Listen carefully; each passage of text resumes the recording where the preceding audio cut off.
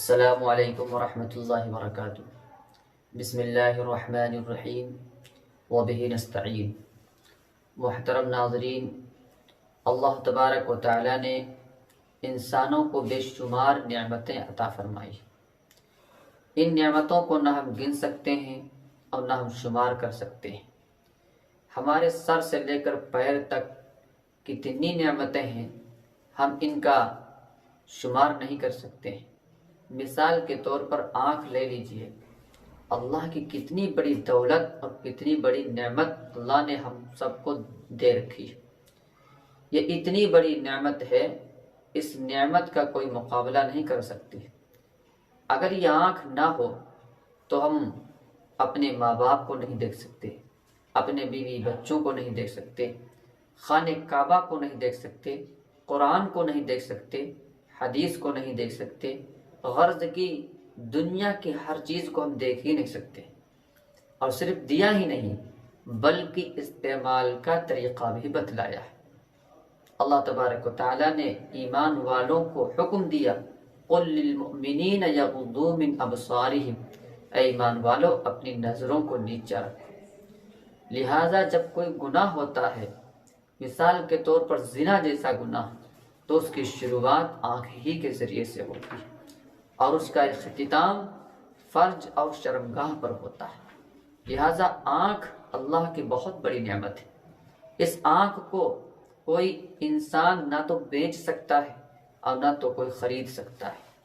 آپ ذرا غور کریں، اگر اس آنکھ کو بیچا جا سکتا تو جتنے نابینا موجود ہے انسان وہ اب تک بینا ہو جاتے ہیں، لیکن نہ تو کوئی دینے کے لیے تیار ہے اور نہ تو کوئی خریدنے کے لیے تیار ہے۔ خریدنے والا تو خرید سکتا ہے، لیکن خریدے گا جب ہی کوئی اس کو بیچے گا۔ اور یہ نعمت ایک نہیں، دو اللہ نے نعمتیں دے رکھی۔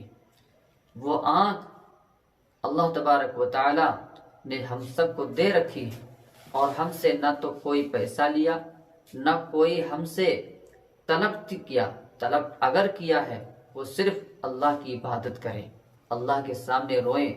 اللہ کے نبی صلی اللہ علیہ وسلم نے فرمایا، اس آنکھ پر دوزخ کی آگ حرام ہے جس آنکھ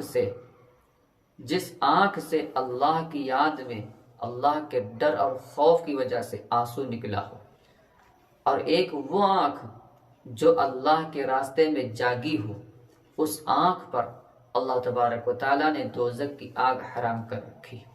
یہ ایک آنکھ کتنی بڑی نعمت، کتنی بڑی دولت، اور نعمت یہ دولت اس کا احساس اس وقت ہوتا ہے جب وہ آنکھ چھن جاتی ہے۔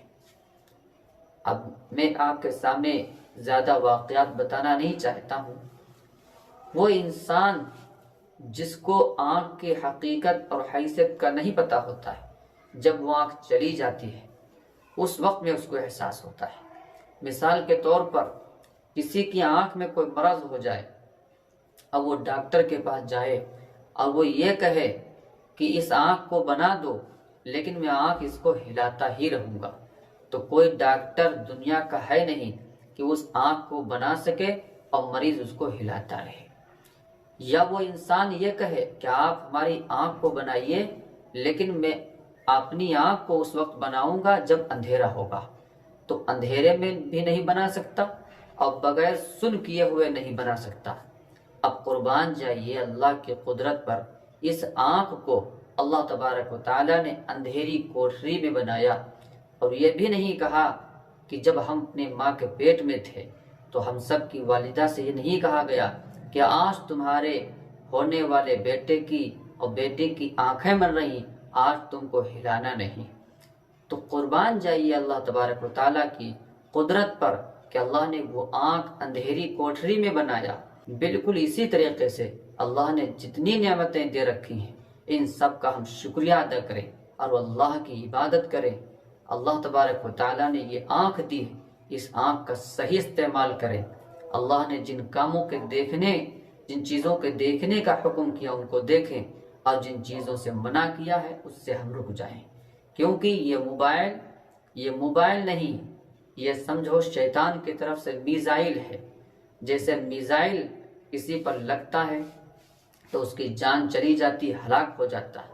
ایسے یہ موبائل جب اس میں نظر انسان لگاتا ہے، غلط فحش چیزیں دیکھتا ہے، تو جیسے میزائل انسان کو خراب کر دیتی، ایسے موبائل انسان کے ایمان کو خراب کر دیتا ہے۔ اللہ تبارک و تعالی ہم سب کو ان چند باتوں پر عمل